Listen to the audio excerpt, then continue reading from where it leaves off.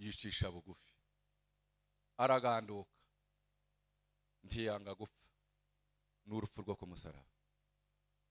Ndashaka ko babaza urwo rupfu rwo kumusaraba rwa Yesu rwari rumeze gute? Nimwibuke Getsemane, humura ugihagaze mu bushake bw'Imana ntawe uzakurwanya, ndakurahiriye kuko uzagutunga urutoka azaba atunze urutoka. Tangiriro igice cya 12,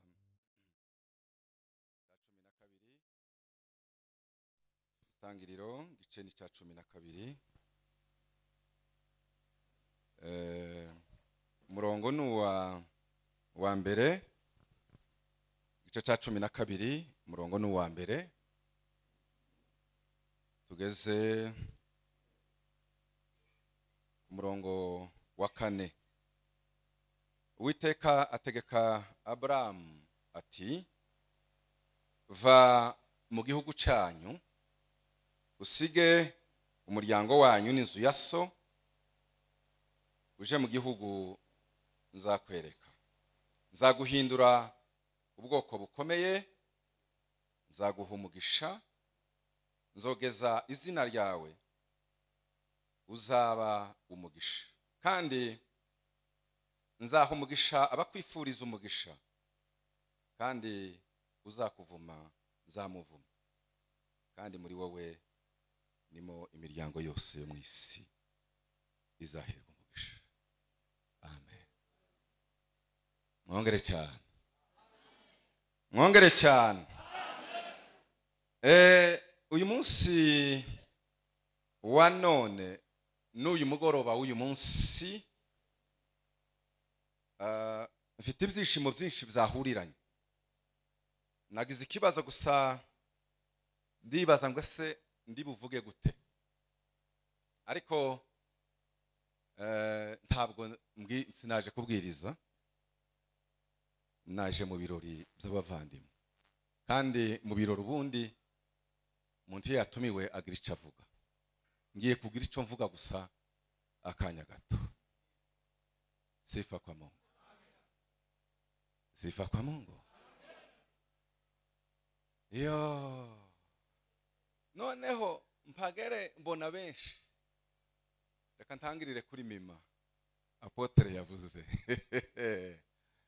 Ubundi Mima turaziranye, ministry ye ni yanje zirangana, atangira gucuranga kabisa sente zaje restoration 90, umuriro umaze kwaka 10. Rero nibajije ikintu, tekereza umuntu ucuranga kuva 90 akagera 2020 na kangahe, ngize imbaraga akiba mu rusengero, atari umuntu musanga hehe mu muhanda, muza mu mureba. Mu rusengero iwacu nkunda kugaruka iyo baririmbye bahari, hagaruka ku muririmbyi witwa Gabi. Ico gihe niho batangiye worship team, ariko nubu aracaba mu ntebe y'urusengero. Hari amaterme yaje ngo ubustare maze bukakunyeganyeza, niba ukunyeganyeza ntibuka kuvane mu ntebe. Icubahiro c'umuhamagaro nuko kiba gifite adresse, kigira abavyeyi bagihamye. Abaririmbye mwanumvise? Muvuge ngo amen. Iyo mbacashe ndabizi ko mutaza munanga, turakundana kandi turumwe. None ikindi cya kabiri, nageze aha mbona abakozi b'Imana benshi. Kampere kuri Musenyeri Erasto ni inshuti kuva 94 twinjira hano mu gihugu, twatahaje Gikondo. Sinibuka gusa umwaka yabaye musenyeri, araturera. Ndibuka sinzibagirwa umunsi ingoma muri Eglise Methodiste, paye mbwiriza nkira akajene kangana gutya, nagaza mbwiriza nkaza mbona imitsi gusa, nahindukira nkareba musenyeri undi inyuma nje akavuga ngo se ntavuga ngo akagahungu kasaze, ariko ndashimira Imana ko kimubona mu murimo kandi ndamushimiye cyane. Ikindi ndashimira, reka ibindi mbireka abakozi b'Imana mwakoze cyane, naje hano nari mfite ibintu byinshi. Twageze igihe kuri message dusa naho tuvuganye na apostle ankurira inzira ku murima. Yanandikiye message nkaza numva amatwi karahuhutwa. Nani namubwiye ati rero apostle ngize iminsi twatugize icumweru cyose turi Butare kandi tuza kuwa gatandatu ucumweru nje ugomba gukora dutangiza iminsi 21 twari dufite amasengesho dutangira ejo nagombaga kwigisha service 3 iya mbere ni ya kabiri yarangiye ya gatatu nihereza abandi ngomba kubaha ariko hari impamvu hari ibirori by'igiterane ariko cyane cyane hari gusengera abashumba ambwira ko na nyakubahwa harimo buriya Sostene turakundana ni inshuti yanjye turaziranye amateka menshi guhera i Bujumbura hano mu Rwanda tuzi ariko moteur nuri nyakubahwa uriya yarebye gutya ni mushiki wanje yarebye gutya pita yes numvira cyane ndavuga ngo ntabwo yasukwaho amavuta ndahari ndareba ndari umuhamya mama ndashimye cyane harabyo nibuka umunsi umwe twicaranye mu nzu twembi Bujumbura mureba mu maso ndeba mu yandi turavuga Sostene muri 90 imyaka 7 ishize turarebana ku Bujumbura nibwo bwa mbere ngeze hano bwa mbere nkandagira ariko ahandi za Gisozi twarahageze ndashimye ko uyu munsi tuhageze bagiye gusengera abashumba itorero ryakuze bakoze b'Imana turabashimiye mama turagushimiye inshuti yanjye nibajije Christine yabuze inzira pe ikirere arayibura pe itangaza cyabaye kabisa none niba turi kumwe mwese muvuge ngo amen mwongere cyane haleluya uyu mwanya nagize ngo nganire buke ndashaka kuvuga gusa ijambo nganiriza abakozi b'Imana abasengewe kera abagiye gusengerwa n'abandi bagifite umuhamagaro mugiye kuzahamagarwa iri jambo twasomye mu itangiriro igice cya 12 harimo ibintu bitatu shaka kuvuga icya mbere harimo umuhamagaro icya kabiri harimo condition icya gatatu harimo umusaruro uzuva ndagira rero ngo uyu mwanya mwese abari hano bakozi b'Imana n'abandi mwese Imana izahamagara namwe mukora mu buryo butandukanye hirya no hino ndashaka kugaruka muri ibi bintu bitatu nindangiza iminota bampaye nicara sifa kwa Mungu amen. Guhamagarwa ni kimwe kugira umusaruro wo guhamagarwa ni ikindi turi kumwe abakozi b'Imana barahamagawe ni sawa abandi bakozi b'Imana barasengewe très bien ni byiza ariko ugira umusaruro Imana yifuza ni iki aha harimo umuhamagaro Imana ibwira Aburahamu ngumve mu gihugu cyawe usige umuryango wawe usige n'inzu ya so uwo ni umuhamagaro sibyo Imana iguhamagaye hari byo gusigisha hari aho ikuvana naho igushyira iyo ni calling uwo ni umuhamagaro kandi buri muntu wese ahamagarwa mu mwanya we ahamagarwa mu mpamagaro mu mpano Imana imushakaho icyo ni kimwe muzamukizirikana mucumve ni ngombwa bavandimwe mwahamagawe très bien mubarikiwe sana Imana yabagira icyizere Paulo aravuga ngo Imana ishimwe ko yabonye ko ndi uwo kwizerwa ikangabira umurimo Imana yabonye ko muri abo kwizerwa asifiwe reka tubakomera amashyi menshi ko mwahamagawe nta muntu numwe uzubirwanirira wabishakisha wabitangira ruswa cyangwa se wavuga ngo kumbaraga uzaba wijyanye ntuhamagara. Umuhamagaro ni Imana ikureba, yarangiza kukuboneka kubwira ngo ni wewe nagutoranije. Abenshi banawemera bikomeye banze. Ndanibuka inshuro narwanye nahanganye n'Imana nanze complètement. Bavuga toya sinshobora. Ariko iza ntangara haraba urwanira. Uzurwanira nguje kukora wewe ukore wawuhawe nani. Fatara uwawe myirawo natawugushiramo uzabashizwemo nani. Icyambere ni kumva ko Imana yaguhamagaye. Kumvishwe.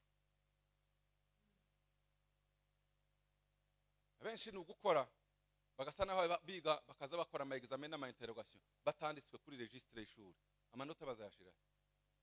Mbwira hari. Nimba Imana itaraguhamagaye ngo ikwandike mu bakozi bayo, ibyo uzazo ukora izazibishira. Koli. Tuzabyuka mu gitondo gusa ngo ndimo numva naje. Ngo wigana abana. Ninde wakubwiye ko bazabigana gukorera Imana? Bazabigana gukorera Imana. Imana iziguhamagara. Nimba ushaka gukorera Imana wiganaje gufungura wenije. Imana yaguhaye ubwenge wize imibare. Ariko umurimo w'Imana Imana irahamagara. Kwaba turi kumwe mukavuga ngo amen? Amen. Koza amen azitecetse. Navuze nabi. Muvuga ngo amen. Amen. Guhamagarwa. Dusubire mwese ngo guhamagarwa. Nuhamagarwa n'umuryango uzaba uw'umuryango, nuhamagarwa n'ishuti uzaba uw'inshuti, nuhamagarwa n'Imana uzaba uw'Imana. Asifiwe milele. Imana izihamagara. Imana izikora recruitment.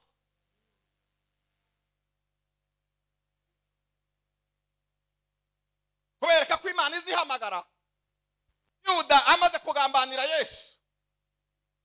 Intumwa zirishara ati hasigaye chaise vide. Ifo ko dutora tugire ubufindo. Bufata Matiyasi.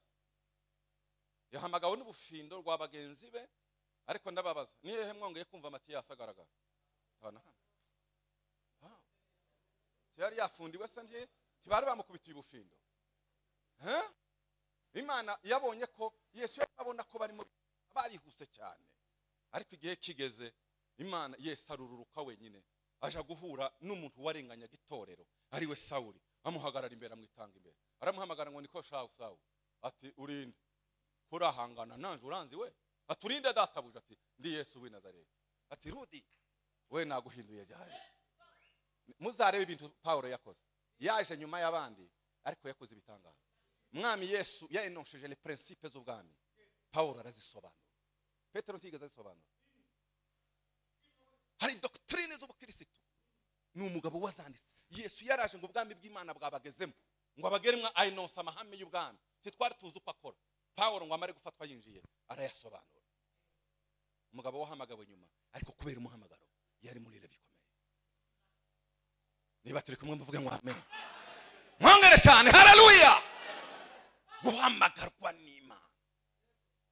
Abahungu bacu n'abajene bakobwa bacu muzamutegereza Imana ibahamagare. Naho ibintu bitangirira. Imana yitegereza Aburahamu iramubwira ngo va mu gihugu cy'iwanyu n'umuryango wanyu n'inzu ya so. Aburahamu arahaguruka aritaba aragaye. Icyo ni cyambere. Mwahamagawe. Ndizera neza ko apostle ntabwo ari we wavuze ngo ndashaka kubahitamo. Imana yabamenye mutaravuka. Nico cyamutumye aza hano gerizo irahaza.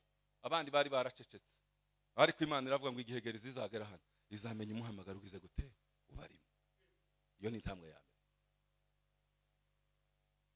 Abantu umvise bavuge ngo amen. Mwongere cyane amen. Ariko icyo cyo ntindaho. Intambwe ya kabiri ikomeye. Ikomeye.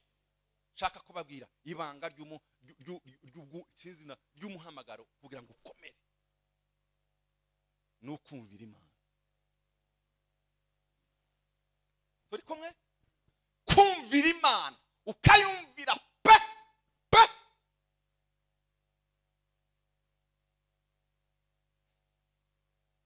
Uyu munsi muranemerera mbabwira ibintu bikomeye? Muvuge ngo haleluya. Abakozi b'Imana baza bahamagarwa bagera kuri intambwe ya kabiri akaba ariho bapfira. Imana ni Imana ya detaye, sibyo? Ntabwo ari Imana yo kuvanga ibintu biri general. C'est un Dieu qui donne la précision muri détail jusqu'à kugeza no virgule.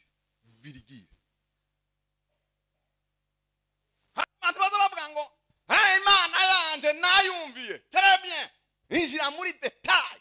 Urebe consonne, urebe voyelle, urebe virgule, urebe ko phrase iri kujiga sujet base na complément. Numara virgule umenye uko ivuze. Turi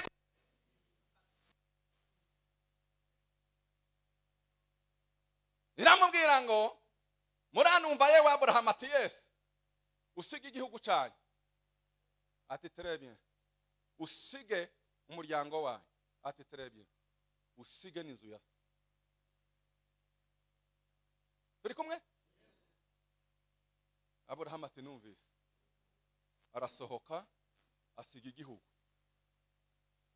asiga umuryango base wabo n'abandi ariko inzu ya se afata Tera afata Lotu umuhungu w'umukuru we bose barajyana. Ati nakumviye nyagasani Imana toya wumvise igisata nakubwiye ngo usige n'inzu ya se. Abo uyu nguyu Tera ari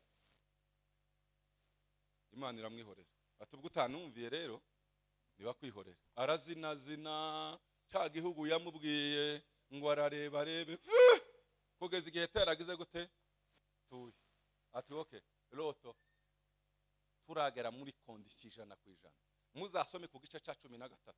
Aburahamu abona ibintu byizinze gutya ngo abone ko byizinze aravuga ati ndacafite akantu gakomeye. N'uyu mugabo Loto aramubwira umunsi umwe ati nuje iburyo nzaje ibumoso, nuje ibumoso nzaje hehe iburyo. Ngo barangize kwisepara gutya bisepaye umunsi bisepaye. Loto yatoye ibiyabaya za Sodoma na Gomora. Imana ibwira Aburahamu ngo unamura amaso rero kwereka igihugu.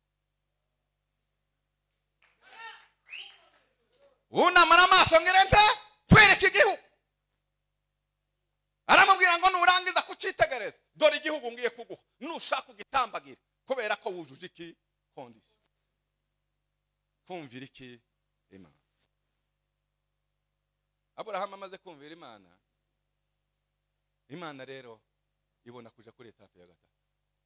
Mureke mbabwire bakoze b'Imana mu myaka tugize dukora simbigisha teori ndababwira ivyo mu biza bigira umukozi w'Imana gukomera no kubahwa nuko yumvira Imana kurusha ibindi bintu. Kandi mbabwire ntimukumvira abantu muzumvira Imana. Ntimuzumvire za circonstances muzumvire iki Imana gusa. Simbabwiye ngo muzareka kugirwa inama bazayibagira ariko nimurangiza muyihuze murebe kujyanye n'inama y'iki y'Imana. Nimusanga idahuye n'Imana muyihakane. Ngicyo kizatuma muranga. Umukozi utagira amatwi yumva ntazaramba.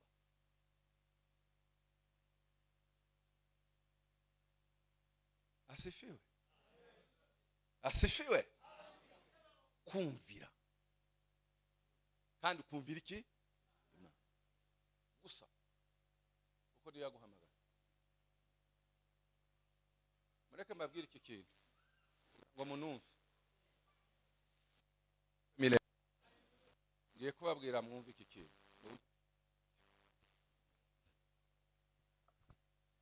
Iyo wagiye muri soutenance gusutana memoire cyangwa teze ya doctora n'ibindi gutsinda kwawe nti kuva mu bantu benshi kuva muri jiri. Kandi jiri iba yicaye hari ishobora kwifita abantu babiri cyangwa batatu cyangwa bane gusa nibo bafite ikaramu. Abandi bose bakaza bakicara hariya.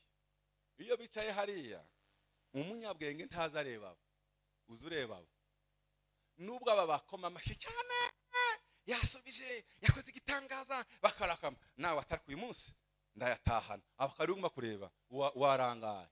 Uzureba bari abasaza bamaze kugira uruhara rungana gushya basomye ibitabo byuzuye bambaye rinete zigerera hano uko haye uvuga ukozamo nako barayinyeganyeza nubona bahaye bayinyeganyeza ukabona bakwitegereze cyane ube nkusubira inyuma nubona agize umutwe gutya komerezaho nubona bayinkushukira ugaruke ubone ufite byose udetermine ibintu abakozi b'Imana bazabarangazwa n'ubusa aho kureba ufite ikaramu mu kuboko bakareba bahaye bakoma amashyi ufite ikaramu yo gutanga amanota kuri umukozi wemewe n'Imana yaguhamagaye iyo yakosheje kaba ese nta wabihinyuza ariko bariya nibwo bosakuza gute yes ubu uri kure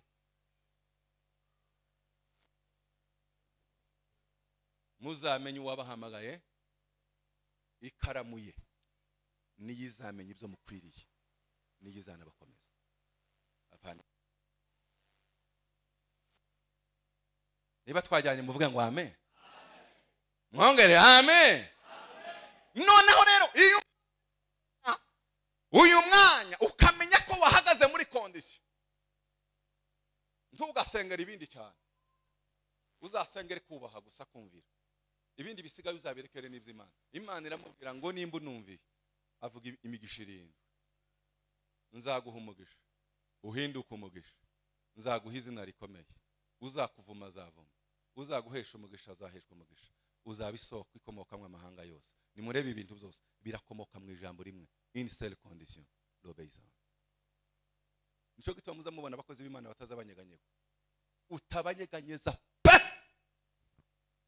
wewe ugatekereza ngo uriya muntu namuvuma uriya muntu namurwanya uko umurwanya ukazusanga n'urutare rutaza runyeganyega uzi impamvu imigisha yini automatique mu gihe Imana yakwemeye nta wakuvuma uguhesha umugisha arawuhabwa uzagira izina rikomeye uzaba umugisha uzaba isoko ikomoka mwiki umugisha ikintu ni kimwe ibyo ntibisengerwa k'umukozi w'Imana ibyo bihagarara muri condition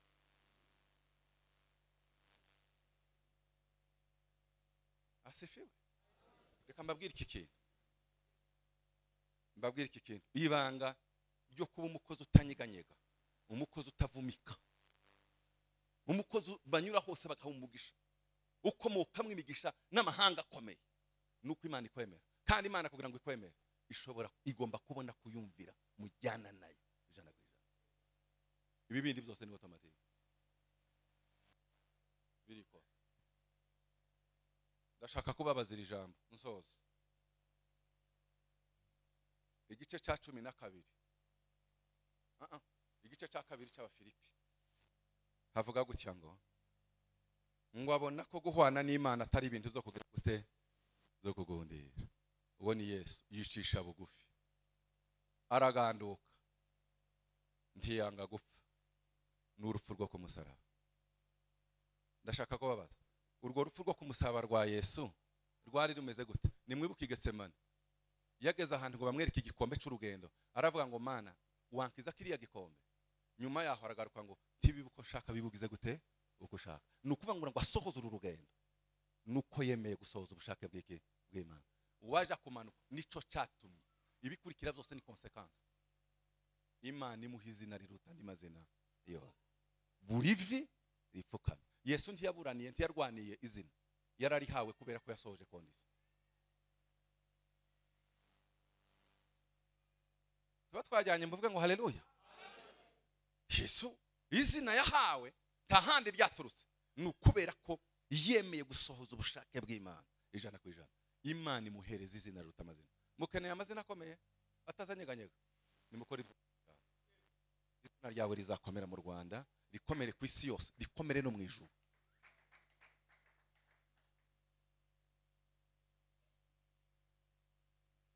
umwami Yesu aje kwigisha abigishwa isengesho arabwira ngo nimuja gusenga muvuge gutya ngo data wa twese uri mu ijuru ubwami bwawe buze ibyo ushaka bibeho mu isi kuko biba mu ijuru ibyo ushaka bibeho mu isi kuko biba mu ijuru nzambwira abantu igitandukanyije ijuru n'isi ni igiki niki kizagituma ijuru ribijuru niki kizagituma isi bisi ni kimwe gusa suko Imana iri mu ijuru ubushake bw'Imana busohora ijana ku ijana mu isi bwabaye violé isi hindukiza iyo ubushake bw'Imana busohoye aho uri mu rugo iwawe mu buzima bwawe, ubuzima bwawe buhinduka ijuru.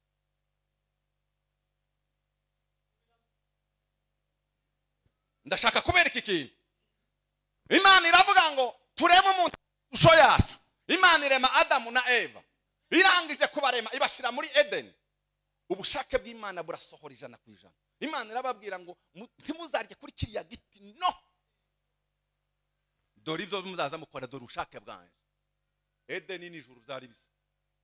Imana ikaba mu ijuru mu mafu ya nimunsi kaza kwiriza Adamu na Eva, ikamubwira ngo raho Adamu na Eva, uraho data we, ni icumba kimwe cyo kuryamamo, ikindi ni muri sala, ahandi ni muri sala, ahandi ni muri salamanje. C'est la même maison. Edeni n'ijuru byari.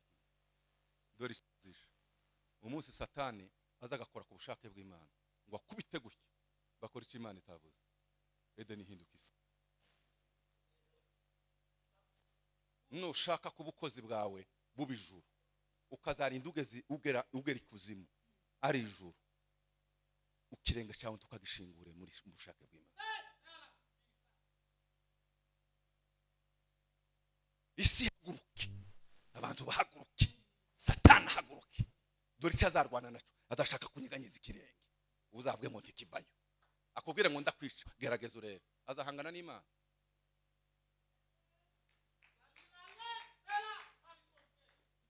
Amen. Amen. Ngiryo ibanga ry'ubukozi. Mutoto we, ese ni madame wawe yashizeho agapfukamunwa na sanami, semuhu asifiwe bishop. Uyu n'umwana wacu wakuriye Kimisagara, asifiwe.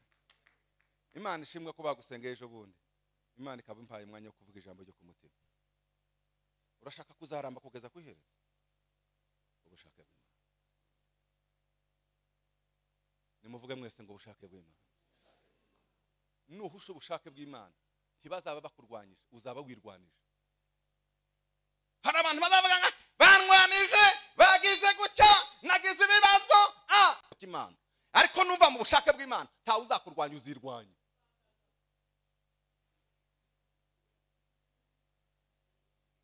Mokozi wetu ahimidiwe milele na milele. Asifiwe Yesu. Ngiryo ibanga. Muvuge ngo amen. Mwongere amen. Mwongere amen. Mwongere amen. Nima mpaye mvuga gasaba bishop na ba revera na ba pastor ko ndabavuga mwese. Kimugira umuhamagaro. Ndabarwaye mwebwe.